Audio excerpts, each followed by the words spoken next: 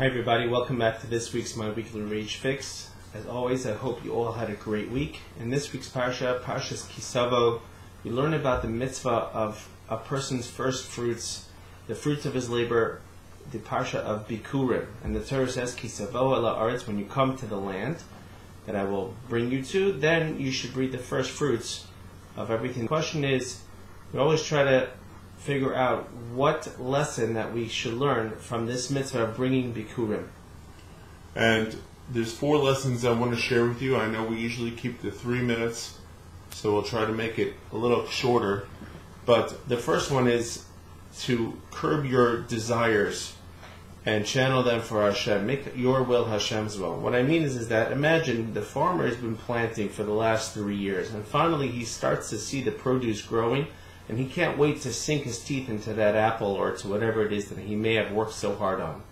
Yet he vanquishes his own urge to enjoy the fruits of his own labor and gives it instead off to the Kohen, brings it to Jerusalem, and it should be used in Hashem's service. So he makes Hashem's will his will instead of using it for himself. That's lesson number 1. Lesson number 2 is the lesson of gratitude, which is the best character trait a human being can get.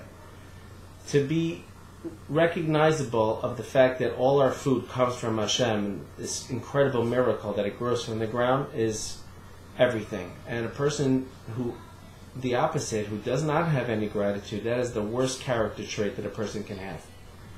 And therefore, when a person brings these fruits, it's his way of displaying his gratitude to his maker. These really came from you, they did not come from me. The third thing that he can learn from is that a Jewish person, even as he's going through his successful time, always keeps in mind the olden days when things weren't tough. And that's why part of the things that he declares is Arami Ovid Avi, and back in the time when we were in Egypt, we were once upon a time a lost nation, and but Hashem came to help us, to save us, and took us out of Egypt. Now, in our own lives, we can have success, but we look back at the troubled times, at the times that we first started off and things seem to be a little troublesome. But right now, when we're enjoying success, we always remember where we came from. And the fourth one is the lesson of humility. Humility means this miracle that happened over here is not by my doing. It's all by Hashem's doing. And this upcoming Rosh Hashanah, Hashem is going to decree how much money every single person should make. Hashem is going to decree the amount of produce that a farmer will be able to grow. And yes, even though the farmer did everything, at the same time he realizes that he did nothing. And it's all miracles of Hashem that the food grows over there. It's similar to the lesson of gratitude, but at the same time it humbles a person, because our outcome in life is not necessarily how we choose them to be. Hashem sometimes has his own plans for us. What we get credit or discredit for is our approach to it. Do we try hard enough?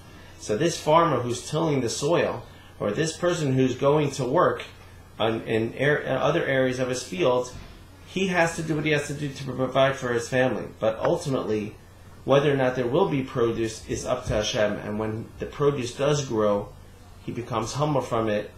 Also an incredible character trait that the Jewish people should learn from. So one mitzvah gives us these 4 great gifts of how you and I can interact with our fellow Jew and with a fellow man in general and make us better people.